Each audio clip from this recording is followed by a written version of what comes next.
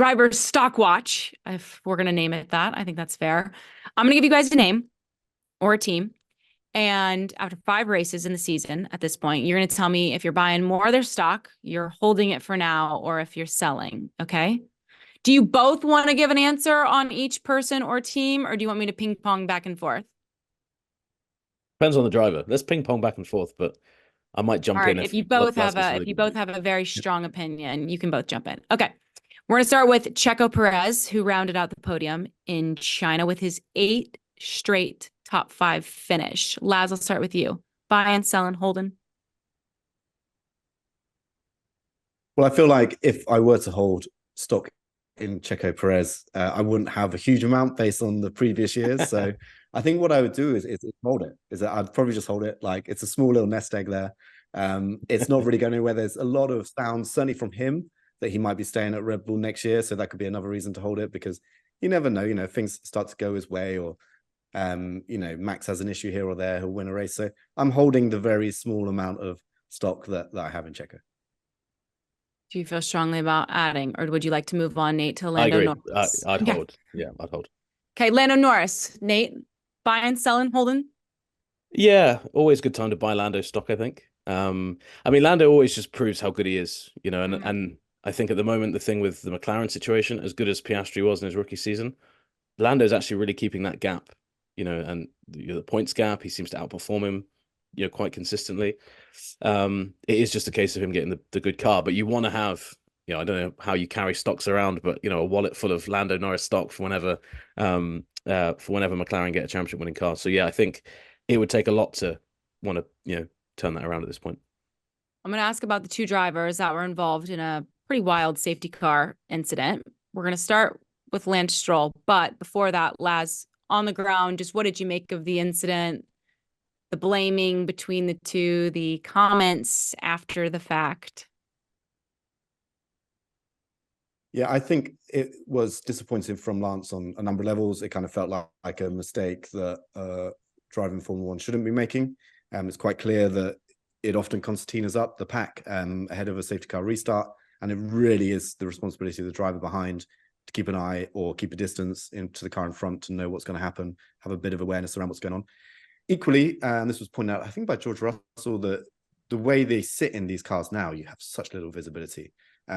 Because you have those shrouds over the front tires, you have the halo, you have so much going on. You're sat very low in the car, and also the cars now sit much flatter. They used to be slightly angled up, so your visibility is even lower. So I can understand these kind of things do happen, but if they do happen, it's a clear mistake. Own the mistake, you know, and just say this was me. And then there's Lance blaming cars in front of him for hitting the brakes too hard. It's like, well, yeah, but you know, there were about 4 cars stacked up in front of him, and all it needed was one to hit the brakes by a sensible amount, then the next one hits brakes more. You know, this is why we have pileups on highways and freeways all the time, because this kind of, you know, concertina effect happens, and all it takes is one person at the back looking at their phone, and the next thing you know, they've all gone through each other. And I feel like Lance was a little bit like the one guy at the back looking at his phone. So yeah, I can't get on Lance's side on this, and I think most people in F1 feel the same, but I'm sure there's a few who support Lance.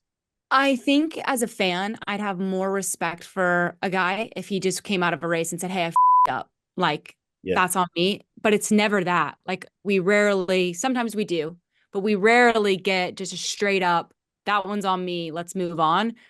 There's some kind of excuse attached to it or finger pointing that I'm going to blame somebody else. I thought it was interesting. Lance said, you know, the car in front of me just stopped from like 60 to 0. So it was a really stupid incident. It was one of those.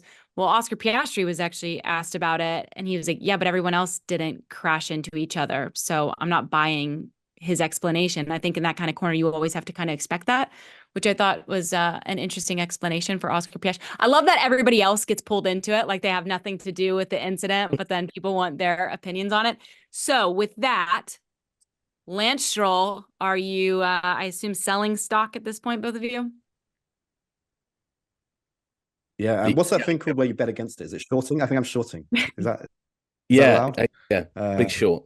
I don't want to start like subprime like crash on, you know, on Lance Stroll, but yeah, I feel like I'm going to be doing something clever to kind of like make money out of money going out of the stock. I don't know how you do that, but I'm sure there's a way. Well, it's Anthony Bourdain from The Big Short, isn't it? He takes all of the bad food and puts it in a good pot, mixes it together, and then he makes. I can't remember the film exactly, but yeah, that's good. I was going to make a clever joke about finding a big bonfire, writing all the stocks out, and just throwing them on there because I don't want anyone else to have them. I don't want to have them either. I think yeah, I mean, we could do a whole episode about Lance Stroll, couldn't we? And I think to your point there, Katie, about responsibility, I think one of the big things that is frustrating about Stroll is when you talk to Aston Martin, because clearly, I think people at Aston Martin don't want to criticize him because obviously anyone who works for Aston Martin, a Stroll is the one who ultimately is dictating their job and dictating their their paycheck. But last year in Qatar, it was baffling. When he pushed his trainer, and clearly pushed him. Do you remember that? He walked into the back of the garage, pushed him, and they said no, and they brushed it off, and it was like, well, and then he gave a really short and curt interview to one of the guys at F1, and it was it's just the attitude with Stroll that is so frustrating, and the performances aren't great either, which when you're up against Fernando Alonso, it's difficult to work that out. Like, I don't really rate Stroll myself as a driver, but I'd be fascinated to see how he would do if it wasn't Fernando, because let's not forget he didn't do too badly compared to Vettel. Now, say what you read into that what you will about Sebastian Vettel's talent versus Fernando Alonso's, whatever. But yeah, it's just very difficult to have anything kind of glowingly positive to say about Stroll at the moment, because he just seems to be, at the moment, he seems to be the guy.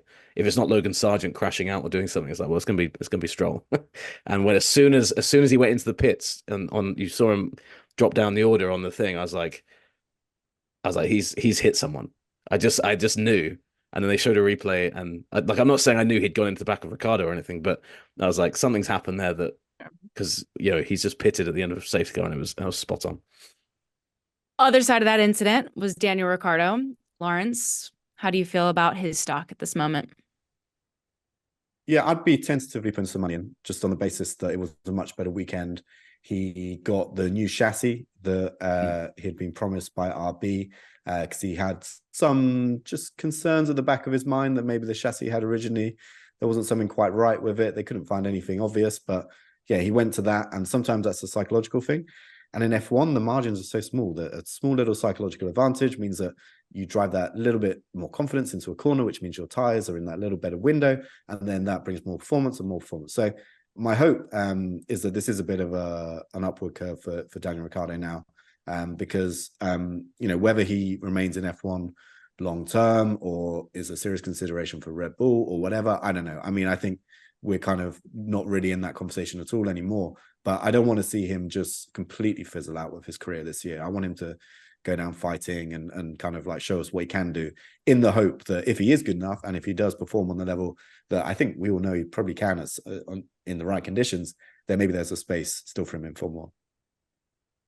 George Russell, Nathaniel. I'd be buying.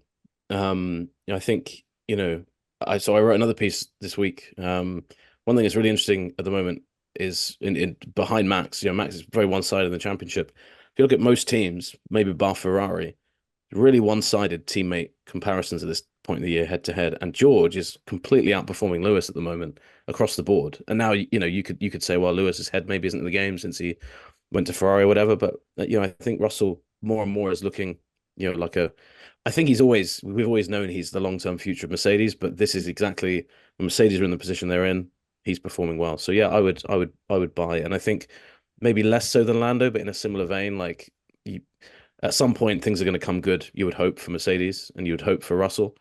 And I think when they do, he's shown he'll be in the right frame of mind, the right form, etc. to capitalize. So yeah, I'd be buying some for sure. Do you agree, Laz, on George Russell? Yeah, I think he's also his performances versus Lewis this year was showing that he is good. I don't think we're seeing the best Lewis Hamilton right now. There could be multiple reasons for that, but I think what George is showing is that he's a very capable of driver, which I think we knew already. And he's going to be Mercedes, unless Max goes there, he's going to be a Mercedes team leader, I think, going forward.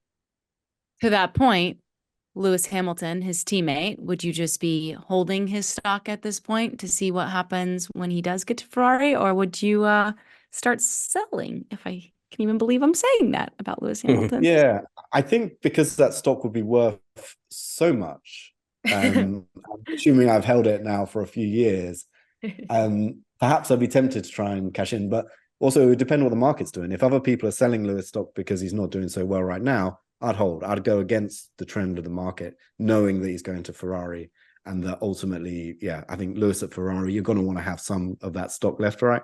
Because that is a very exciting proposition. So, if his stock was still high, I'd be cautiously maybe just selling off a little bit to invest in some of the other people I've been talking about so far. But I think you definitely want to leave some in there for the Ferrari move.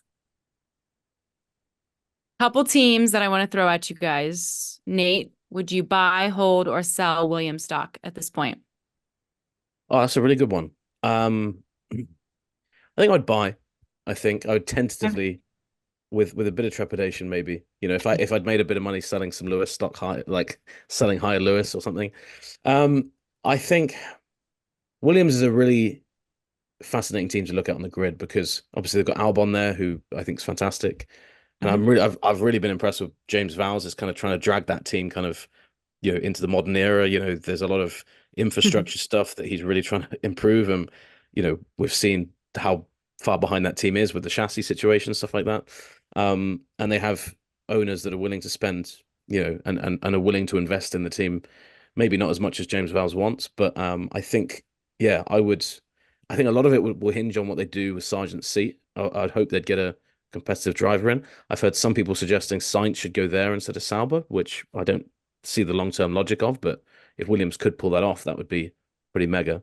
So yeah, even though they've got no points, I would say, maybe speculatively, but I would say that they're one of the teams in that bottom pack who the feeling around them is, is maybe more positive. Like if you compare them to like an Alpine or something, it's much more positive. So yeah, I would say buy. Don't hedge and slight the way people view Alpine before I get to ask about it. Yeah, sorry. Okay. I'm influencing the market already. It's a loaded question. Laz, would you buy, sell, or hold Alpine as a whole at this point? Well, I'd be tempted to hold, just so that I could be in the same club as Rory McIlroy and Anthony Joshua and all the celebrities that actually hold stock in that team. Selfish answer. But no, I think no, realistically, yeah, you would be in to sell there, because I mean, the results aren't there. It's been a bad start to the season. They update, inevitably things are going to get a little bit better, but I just don't know. I just don't see the long-term vision for that team when you've got, your existing very successful teams in Formula One, the likes of Aston Martin investing heavily, McLaren clearly on an upward curve overall when you look at the 5 years, and then the likes of Sauber with Audi investment coming in. You think, can Alpine really put together a team and a package that will compete with all of those, even into 2026, 2027, 2028? I just don't see it. So I would be selling. I'd be selling. Okay. I'd be selling. But I would have already sold. But I would have sold several years ago. I think Alpine. I mean, yeah, I don't know what Alpine are doing. It ain't good. Nate, for once, is at a loss of words. He doesn't even know what to say. He's that baffled. Yeah. It's rare, but Alpine have done it to me. Yeah. Thanks so much for watching ESPN on YouTube. And for more sports highlights and analysis, be sure to download the ESPN app. And for premium content and live streaming, subscribe to ESPN Plus.